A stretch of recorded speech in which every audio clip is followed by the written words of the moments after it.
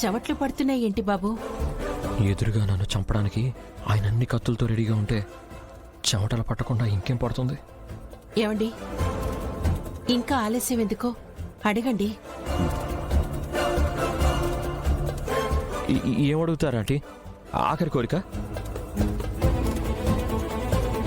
ఆఖరి కోరిక ఏంటి? ఏమనుకుంటున్నారు సార్ మీరు? అదే ఆద్య, కత్తులు మావయ్య ఈ సెటప్ అంతా నన్ను రెస్ట్ ఇన్ పీస్ శౌర్యగా మార్చేయడానికేగా. వేసేసే ముందు ఆఖరి కోరిక అడుగుతున్నారు, అంతేగా? కాదు.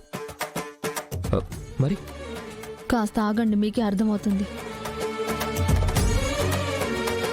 ఇది మా అందరి కోరిక శౌర్య.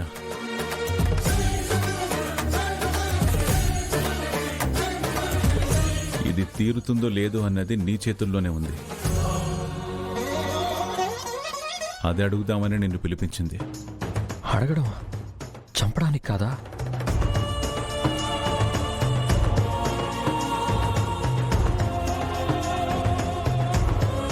మావయ్య, మీ కోరిక నా చేతుల్లో ఉంటే మీరు అడగడం ఎందుకు?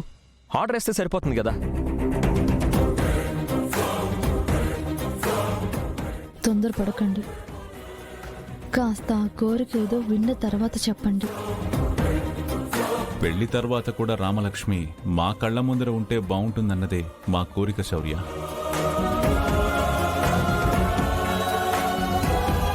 నువ్వు మా ఇంటి కల్లుడుగా కాదు, ఇల్లరిక పల్లుడుగా వస్తేనే మా కోరిక తీరుతుంది శౌర్య.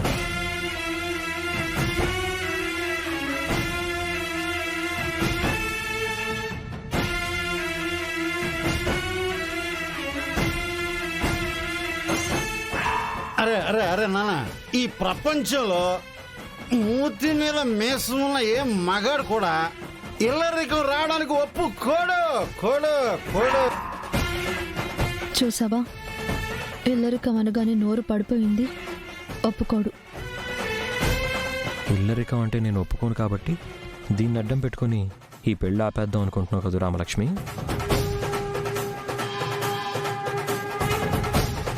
ఏం ఆలోచిస్తున్నావు బాబు? అతయ్య, ఇందులో బలవంతం ఏమీ లేదు శౌర్య. నీకేమైనా అభ్యంతరం అయితే చెప్పు. తనకిష్టం లేనట్టుంది నాన్న, అందుకే ఇబ్బంది పడుతున్నట్టున్నారు. అయ్యో, నాకేం అభ్యంతరం లేదు.